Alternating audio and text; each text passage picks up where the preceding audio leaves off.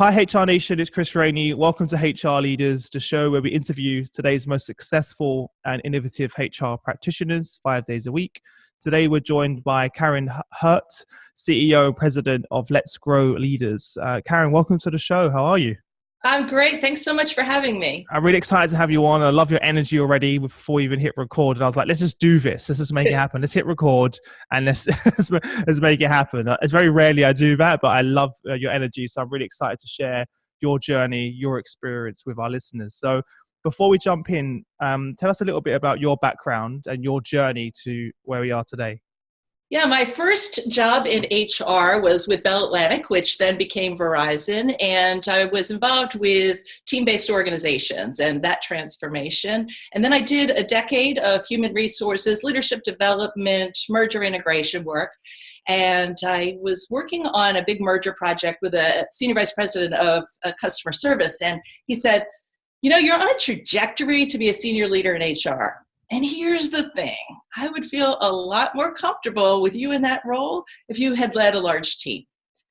And I thought about that and I said, well, yeah, I see that, but who's going to let me lead a large team? I've been in HR my whole career. Mm-hmm. And he said, I am. And so one thing led to another. He put me in charge of several large call centers, which was a fantastic experience and a massive learning curve because I had never done that How before. large was the scale? How many people you managed? So I had four, at that point I had three call centers. They were all a couple hundred people and they were spread out over a geography. And the tricky part of that was they were taking large business calls. So if the Bank of America's ATM network went down, it would be my team that would get the call in the middle of the night. Right. So I had to learn really fast about all the technology and what was working and to be able to calm customers down so I think that was an important part of my leadership journey though, because I was leading a team of something I knew very little about. And I think that really informed the way I led for the rest of my career. After that, I moved over to the wireless side of the business and I led a 2,200 person sales team. Had not sold a thing in my life. I can't even imagine that. 2,200. And so it was the Verizon stores. And so I had 110 stores and then salespeople and customer service people over a 9-hour drive geography. So again, leading remote teams. So really great leadership challenge for a lot of perspectives there. And then Verizon started selling the iPhone for the first time, and because there had been an exclusive agreement with AT&T. Mm-hmm. And because of that, they had ramped up all of these outsourced call centers really, really fast. So other companies taking Verizon's calls. And it was not done as deliberately as it could have been because of the speed. And the customer experience was not good. And so they pulled me out of my sales role and they said, we need somebody who can lead change. Can you come and work with these companies and see, do we need to keep these centers? Do we need to close these centers? Can we get, and I said, here's the thing. I only want to take this job if we can, the mission cannot be to close these centers down because that would be a yucky job. Great. Yeah. What a great job to have. Get on an airplane, right? And go to centers. But what if our mission was to transform the customer experience so that it would be at parity with internal centers? And I was able to hand select a team that I knew were really transformative change leaders. And I was given a lot of latitude to do some really creative things with that.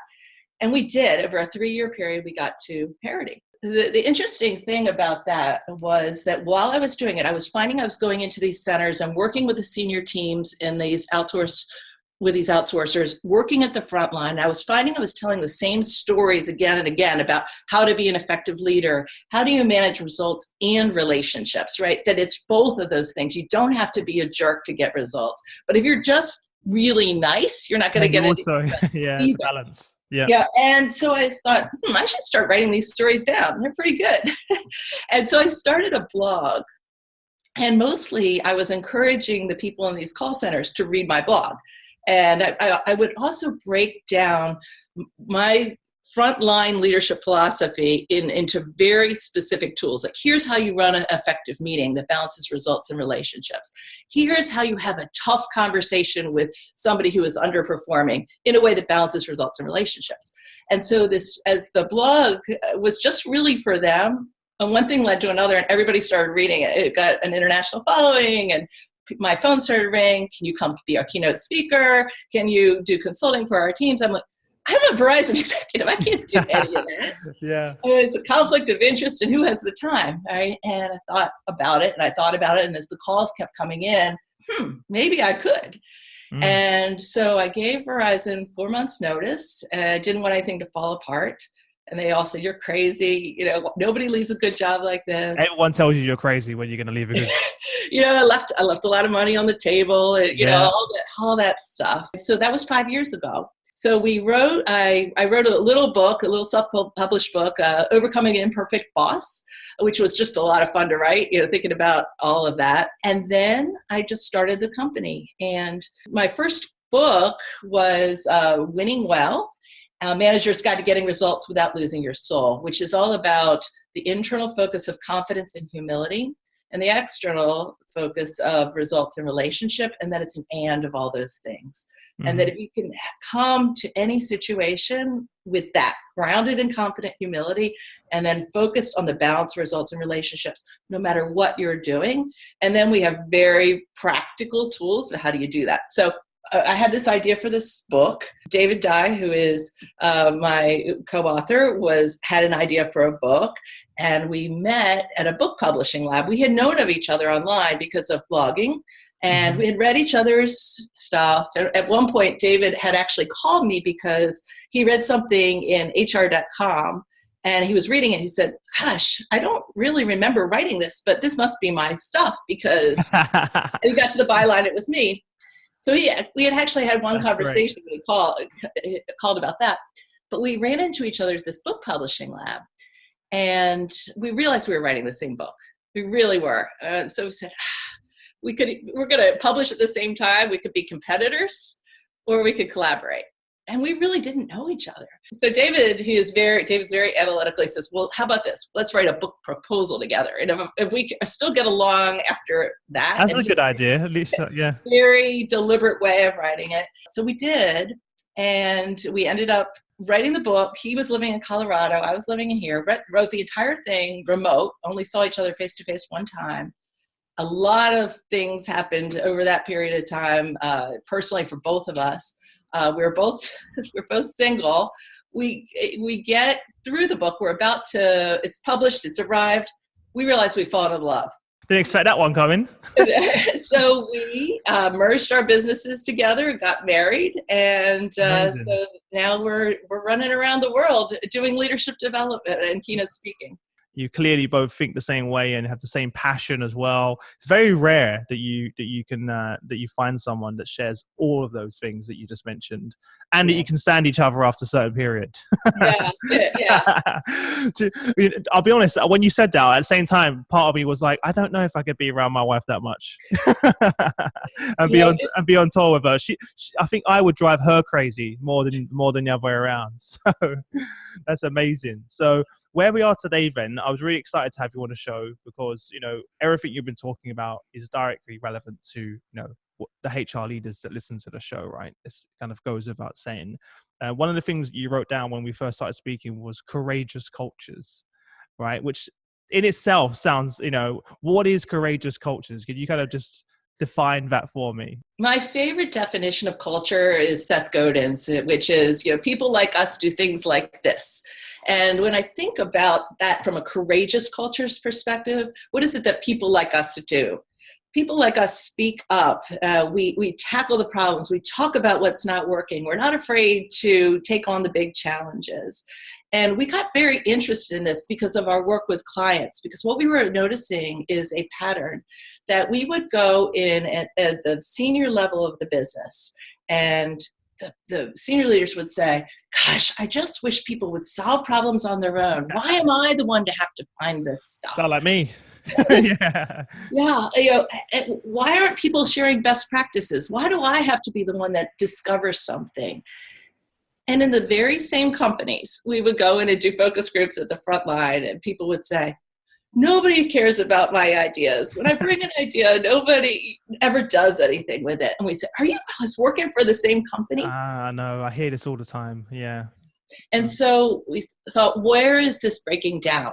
So we are neck deep in research. We're partnering with the University of North Colorado. And so we have a research team that is helping us. So it's really fun. We have a really robust survey that we're just now getting all the results in. And we're doing case studies and working in companies and interviewing at the senior level, at the middle management level, and then the frontline level, and looking for where is it working, when when people are really speaking up, when they're really sharing best practices, when they're talking about what's not working, what are the behaviors?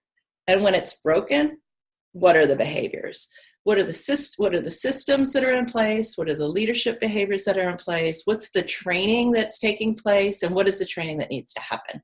So that's our next book. We're working on that now. The working title, it's still in the discussion with the publisher on exactly what it will be, but is Courageous Cultures, Building Teams of Micro Innovators, Problem Solvers, and Customer Advocates. So that gives you a sense of what we're working on.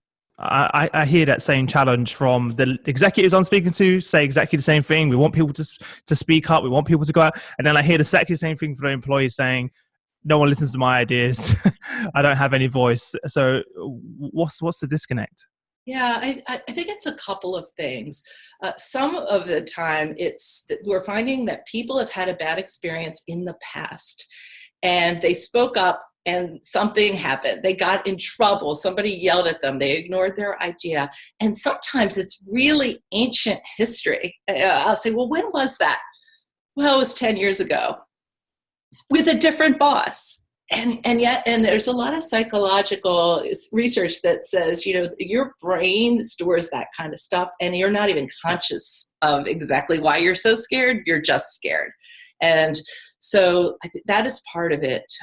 And so there's not enough psychological safety where people feel really, really, really safe to do it. Another is nobody's asking, or they're saying things like, well, I have an open door policy. But having an open door policy is not the same as going out and saying, hey, I really value your opinion here. And can you just tell me one thing to improve the customer experience? Just your very best idea. That's a very different thing. And so I think people need to be more deliberate and structured and consistently asking questions. And then another is we're working with one of our case studies I'm really excited about, and they have all these systems, like great systems. You put your idea in, it goes up, it's vetted, people vote on it, crowdsourced, it's brilliant. And yet there's so many ideas coming in, the feedback is not getting back out, and they're just going into a black hole. It's too much, yeah. It's too much. And so, I think that's another thing is people don't feel like it will do any good because their ideas aren't acted on. And so really needing to solve for all those things. To some extent, I think there's work to be done at the middle management level, because sometimes people say they're screening. They're like, nobody up there wants to hear about this. Stop complaining. If the executive comes for a visit, here's the things. I want you to tell them all the good stuff. Don't make us look bad. Another thing you talk about is own the ugly. Could you share more about that? So this is just such a simple technique that teams could do. And we use this at every level of the business. So it works if you're working at a very senior team. I just used it with a whole group of presidents from all the different brands of a company. And it's, what are you underestimating? What's got to go? L, where are we losing? And where are we missing the yes? And so you ask those 4 strategic questions and then say, okay, so what are we underestimating? Well, maybe we're underestimating the impact that this competitor is going to have on our business. Right? So that would be at a senior level. Or, if you do it at a frontline supervisor and their team, what's got to go? We were working with a group that was a startup, and they had grown from 5 people to 150 in a couple of years. And they had brought on more software, like project management software, communication software. So they were finding that as they were spending as much time talking about the work and updating all this stuff than doing the work. And the team, and especially the people that were attracted to a startup were very frustrated with all this bureaucracy. It's not what they had signed up for. So we did an offsite with them, got their frontline people in the room, and they said, oh, what's got to go? All this. And they wrote down every single software program that they were using, and they gave everybody 3 dots to vote which ones should stay. And they all agreed. They kept 3. They got rid of all the rest. And the COO was like, oh, thank God. I thought you guys wanted this. This stuff is expensive. We don't need all this. Yeah. And we got to that in like a 30-minute conversation. I've never used those 4 strategic questions where we haven't come up with something really game-changing. And it's so simple. Yeah. And so I think it's an example of really just asking, taking time out and asking. I'm actually in a similar position again in our company right now. One of the things as we're growing is putting the right systems and tools in place. And we realized recently we had quite a few different systems and tools we just weren't using anymore. At one point, they were very relevant to that's that stage of our business and where we were at that time. Yep. And now we've grown. We're paying subscriptions to some tools that we're just. I found out just from sitting down with a team and asking those questions that no one's even using that anymore. We're paying hundreds of pounds for these things every single month, and it's not even adding any value. And this is at a small scale. So I can only imagine when of a company that's grown so significantly at that scale, how many different tools and processes, CRMs and platforms they have in place that are really just not doing much. So going back to your point earlier, then how do we encourage more micro innovation and problem solving in your culture then? Yeah, so a couple of techniques. One best practice that we've found is someone had a workaround workout week, and so they were. That sounds fun to me, right? They realized we were doing some strategic planning work, and they realized that everybody had workarounds to these processes, but people weren't talking about them. Why? Because they were scared that they would get in trouble for not doing things the way they were supposed to be doing them. It's funny, right? Because what Bill Gates said to he's like the laziest people find the quickest. Like he's got a good quote. I can't remember what it is now, but it's something along the lines of he hires lazy people because they find the quickest way to do it without the least effort. Yeah, and a lot of these workarounds made common sense. But they were also worried that some of them were going to create havoc. Yeah, of course. So they basically did a amnesty. We're going to have amnesty. Everybody tell us what you're doing. Tell us what you're really doing, how you're really working. That's fun. and then from there, sorted through and said, it was a way to identify best practices. Then what are the things that we should, this is brilliant. Let's use this. Oh gosh, no, you know what? That's a compliance issue. Don't do that. Yeah. Yes. Yeah. And, but again, just like the Only Ugly, it was a fast way, kind of a fast way to get to it and figure out what needed to be done. Another way is how are you uncovering best practices, encouraging people to share best practices? There was one company where they gave recognition. They did recognition if you shared a best practice, but they also gave recognition to the person who adopted your best practice. What's bad is not speaking up. But I'm thinking if I were HR, what does that mean for HR? And, when you've got more turnover, which we're having because people are changing jobs more frequently, and I think a lot of that is here to stay, no matter how good your culture is. Yeah. Mm-hmm. What are you doing to really tap into the knowledge and best practices of the people that are coming in the door right away? And what are the ways that you're onboarding and grabbing some of that? Because you saw it because you're in a smaller company. But if somebody came in your door and you had thousands of people, how are you sure that frontline manager is going to be tapping into that? I think that's probably something HR people should be thinking about. Yeah. I think it's got a huge part about how we train our leaders, really. So ask those questions that you mentioned earlier. I'm already thinking about those questions in my head about having a meeting with my team, asking those 4 questions, very simple questions, but very powerful. Yeah, I think it's almost a sin where you have people that exist in your organization that have skill sets outside of their role that you just don't know about. I feel like HR definitely needs to do a better job at utilizing those skills. And when a new challenge is presented, broadcast it out to the organization. See who in the organization perhaps has that set of skills you had no idea. It's funny that you say that because in the where are we missing the yes in the Only Ugly? We were working with this company. They were a call center. They were taking they were doing tech support for Microsoft. And they were very worried because that if they lost that contract, they were going to go under, right? Because they had one major client. They had a couple of little clients, but they had one major client. They really wanted to diversify. That's where they were. That was their what are we worried about underestimating part. But where are they missing the yes? One manager raised his hand and said, you know what? In my interviews, I realized that if we've been bringing people on, they have all these other certifications. They're not just certified to take Microsoft. They already have the certifications.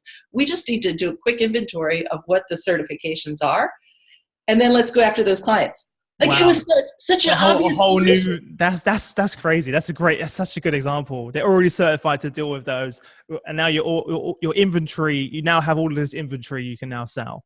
And new clients that you can reach out to as well. So what's some of the common mistakes then that you see managers make? You work with so many leaders. What's some of the things that they're doing that's stopping them from getting results? One is not being able to have the courageous conversations that they need to have. And so they either are too nice and, they think that they're doing people good by giving them the benefit of the doubt again and again and not saying, hey, you know what, that behavior is a problem. And being able to have that conversation in a productive way, I would say, is really one of the biggest things. And then the other is it's finishing, what David and I call finishing, which is you have a great idea, you build your project, and then for some reason you don't actually get it all done. You get busy. And so we talk about scheduling the finish. And so, making an appointment on the calendar for if you've given somebody something that they're working on where they have to actually hand it back to you. And as opposed to just putting a deadline, this is due on Tuesday at 3, put appointment calendar, even if it's remote, let's have a quick call about it because they're much more likely to actually deliver it because they're not going to show up at Tuesday at 3 and say, I got nothing, right? And so I would say that those are where we're seeing an execution breakdown is people aren't doing everything they need to do to hold people accountable and to really get things done. What are some practical questions that you'd advise managers and leaders to ask? Whether they're speaking to someone at the ground level or whether you're a HR director speaking to your CEO. Yeah, one of our most popular programs is called The Art of the Tough Conversation. And we teach this model we call the INSPIRE model. You can see I like acronyms. You love an acronym. I do. I have realized that. It's good because you remember them. So it's great. Yeah. Yeah. So, so I is for initiate. So you want to build a real human connection first, but then N is for notice. And we're very deliberate about using the word notice because you can only notice a behavior. You can't notice attitude. I noticed you have a bad attitude. What is that? No, I don't. I don't have a bad attitude. But so we say, imagine you took out your phone and recorded we don't recommend you actually do this, but you take out your phone and recorded the behavior. What are you seeing? Well, I noticed that you came into the meeting, you slammed your books down, you sat there, you shot down every idea that one of your peers brought up. That's observable. So that's the support. And then the magic of this very simple technique is the P and the I, which is probe, where you invite what's going on. Why is this happening? Why is this a pattern? Why are you consistently coming in late? Because you really want to understand, dig in what's happening, and not be accusing. Or assume. Or assume. Yeah. And gosh, there's a lot of times I've done a probe and it wasn't what I thought. Me too as well. That's what I was thinking about, times where I assumed something and I was like, oh, wow, that's why you come in late, or that's what's happening at home, which is causing this. And if I didn't ask that question, I would have just assumed they were lazy or, whatever it may be. So, yeah. Yeah. And then so the I's invite them to come up with their own solution to the behavior they're looking to change. Mm-hmm. And then at the end, to talk about scheduling the finish, the E is for enforce, where you say, okay, let's meet again in 2 weeks. We'll put a time on the calendar and we're going to talk about how it's going, how this solution is working. And it's interesting because we use this model with frontline supervisors, but we also use it with people who are having trouble with their boss. And it's a little bit different if you're having the conversation with your boss. Though, because you ask, the process makes complete sense on either side of the spectrum.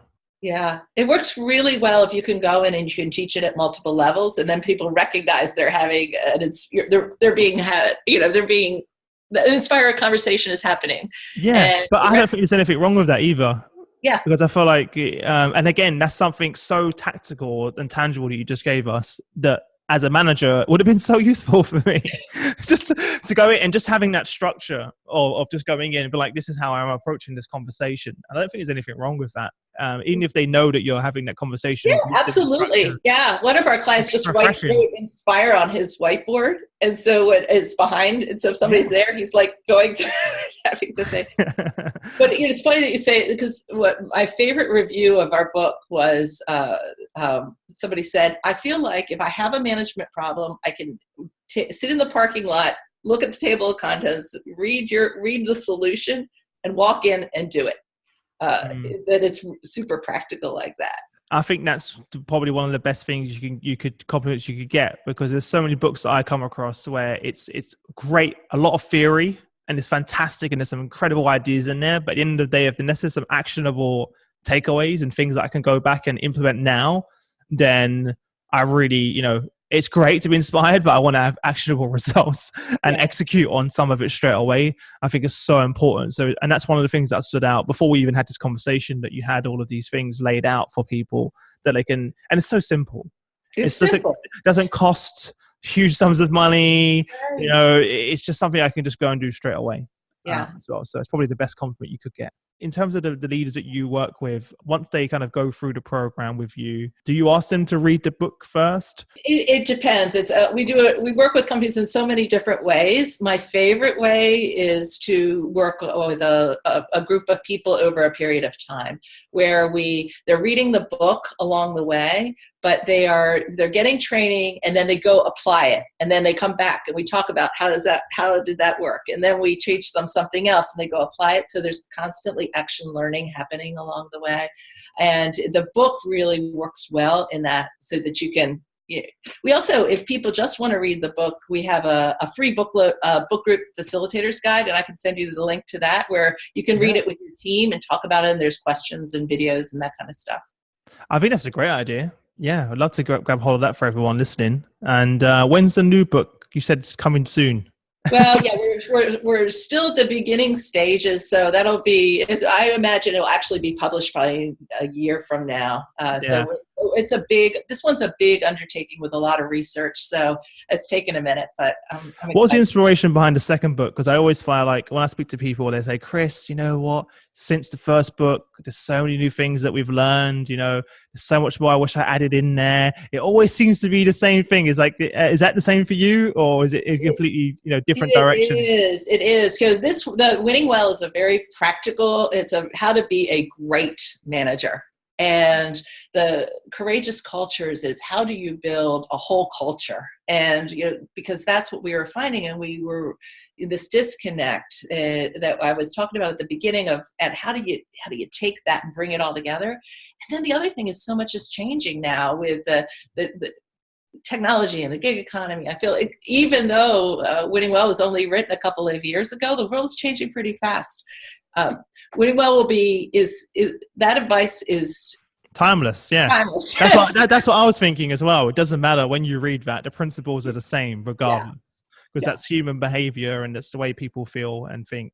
Yeah. So I think that's perfect, and I think you couldn't be more spot on. I think everyone listening right now is probably really excited about the new book, because it's so, especially the HR, obviously, who really help companies define their culture and work with the team to do that. So they're going to be really, really interested in this new book.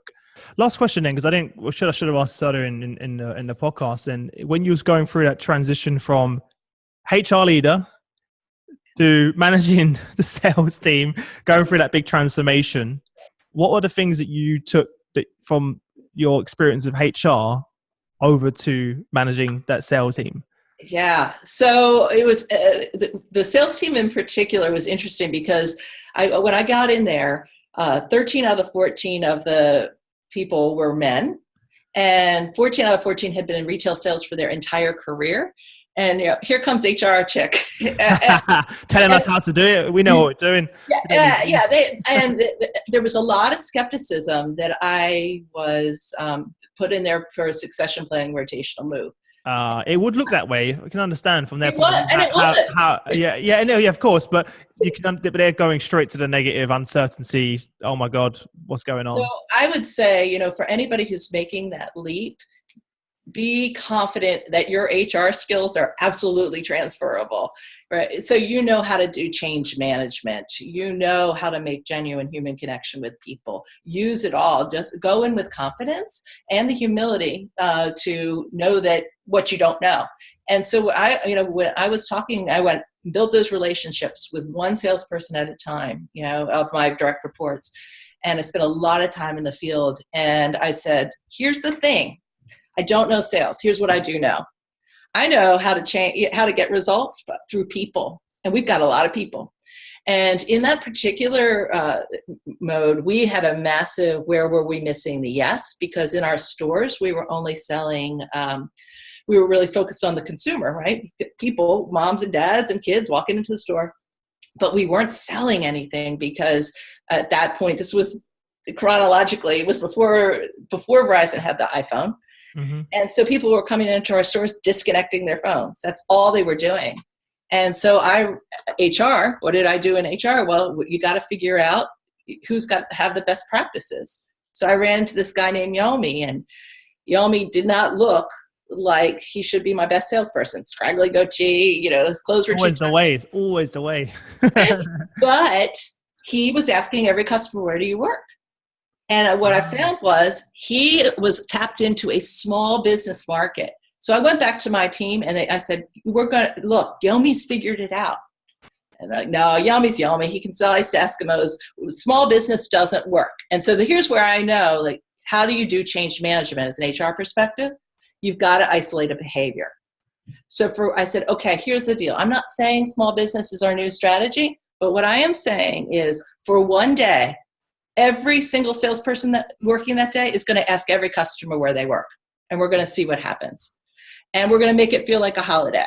Again, HR, change management. So we're going to put Red Bull in the back of our trucks. We're going to hit every store. We're going to, if somebody asks that question and it leads to a small business sale, we're going to write up the story. We're going to take a picture of the salesperson or all the phones lined up, send it to SMB, Small Medium Business Madness mailbox, which was just my executive assistant. But I changed the mailbox so they look like. That's great. And she was collecting the stories, and every couple of hours she was sending out these newsletters of pictures and stories. We quadrupled our sales on that day. It was just a random Tuesday. I went back to my team and I said, if it can work on a Tuesday, right, it can work any day. And that was the beginning of winning their hearts and minds that change was possible and giving them hope. Because I really believe that the team was totally demoralized. They didn't think it was possible. We did a lot of things in addition to that, including letting everybody come up with their own strategies of how, lots and lots of HR things, lots of ways to recognize, lots of ways to change the compensation, all of those things. But we led the nation in growth, in sales, in small business sales. And that change lasted.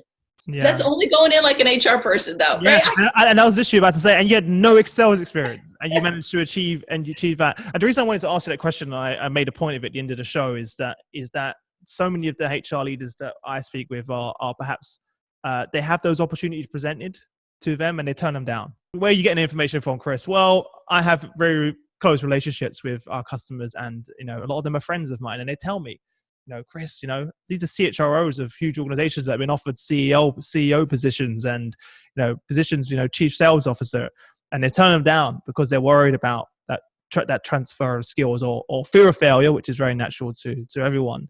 So I love your story, and well, I think we can have this conversation forever, Karin. So well, I don't want to keep you too long. Look, thank you so much for joining us. I think the last question I'll ask you is, if there's one sort of parting piece of advice you could give to the leaders that are listening to us, to the show right now, what would that be?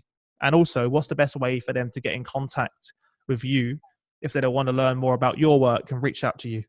Yes. So my best piece of advice is to show up with authenticity and not be afraid of who you really are, and bring it. Because that's the fear, I think, that really will sabotage your best work. And my website is Let's Grow Leaders. Let's Grow Leaders. And the book is called Winning Well. And I would love for people to connect on LinkedIn. I try to be active on LinkedIn, and I love to say yes to that. And if anybody has any stories of anything we're talking about and would love I'm sure there's so many people right now that are going to reach out to you. Yeah, I want to hear the stories, right? And you can do it anonymously for the book, or we can highlight your company, either way. So I really am all about learning from what people are doing. Fantastic. Well, as always, guys, as you already know, all of the links from everything we've spoken about will be on the website. So a link to Karin's website, the book, any resources that we've mentioned will all be linked in the show notes. So you can make life easier for everyone. Karin, thank you so much for taking the time out to join us. I love your energy. I love the work you're doing. So relevant to our audience. I'm really excited for the new book, and I wish you all the best until we speak again. Thank you so much. This has been a real pleasure.